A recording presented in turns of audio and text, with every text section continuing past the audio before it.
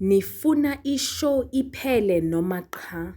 Those are the words of Nimrod Nkosi.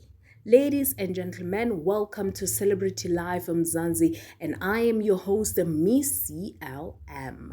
If it's your first time, please do subscribe and hit the notification bell.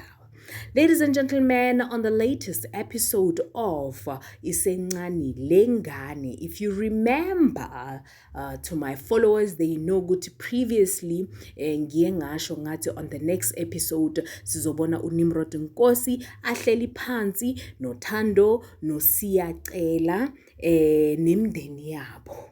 Right? And that's after South Africa iye yaphakama yathi we can't anymore. We can't ukubukela umuntu wesifazane ahlukumeza kangaka ngenxa yokuthi manje i-channel ethize seyifuna ama-ratings and stuff like that.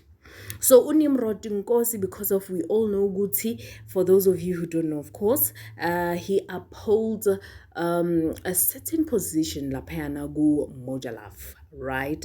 So ye wababiza laphayana wahlala phansi nabo, and then waqala ngoThando wambuza ukuthi Thando ntombazane, nayi inkinga phela manje.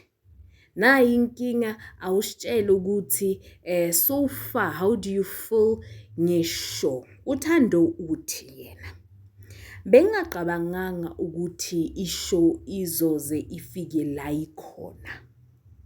Bengaqabanganga as uThando ukuthi sizofika isikhathi empilweni yami whereby I will have to choose between umndeni wakabo mama nalomndeni lo ngishadele umndeni kaDlamuka la ngishadele khona.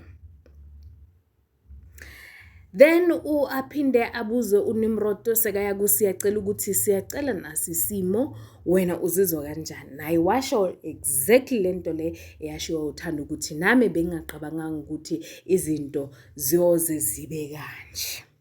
Waya kumama kaThando uNimrod Nkosi wathi mama kaThando, abantu abaningi bayabuza ukuthi uzizwa kanjani futhi uyivumela kanjani into ekanje. Umama kaThando yena asikhulumeni iqiniso kudala azama ukuthi alwele uThando. Uyasho naye uthi hey, le ndaba ingizwisa ubuhlungu ukukhuluma iqiniso ngoba uThando omunye umuntu akafane nezinye ingane. uThando ukhuluma into manje aphinde futhi ayijike. Makasabona uSiyacela or umndeni kaSiyacela indaba uyayijika. Umama kaThando akazange akhuluma kakhulu, uvele wakhala. Kwaba yileyo nto ukuthi uNimrod Nkosi uthi hayi okay mama, njengoba manje sesibona inyembezi ungasakhulumi ku-right kena. Kwakhuluma kena umalume kaThando, right?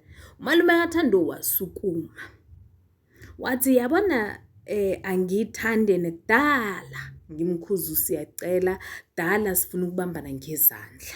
Njengoba simbona la uye wasukuma futhi wayefuna kusho ukuthi umalume kaThando yena nje into ayifunayo nje ukushaya uSiyacela, ngoba uyasho ukuthi uSiyacela ushaya uThando ngemvubu. Apparently, allegedly, according to umalume wakaThando. Right. Then from there,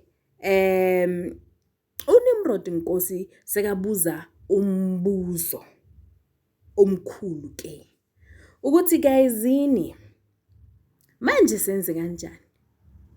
Do we end the show or do we not? Umama kaThando wasukuma wahamba. Hayi babhekana bonke. Wathi uNimrod, the decision is yours. You've had the people of South Africa, but then isinqumo esenu. Niyenza kanjani?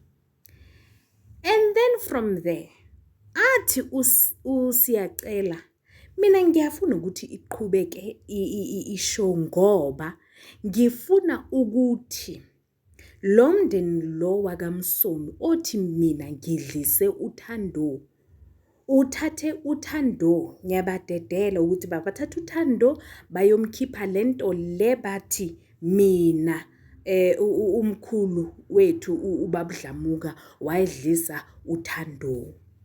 Hayi uNimrod wavele wahleka wathi hayibo siyaqala.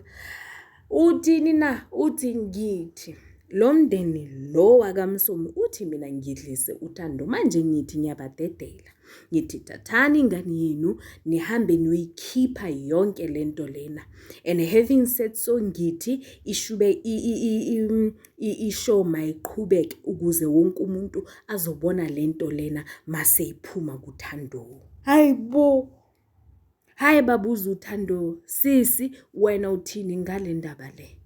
Athi usisi hayi nami ngiyafisa ukubona lezi zinto lezi ziphuma.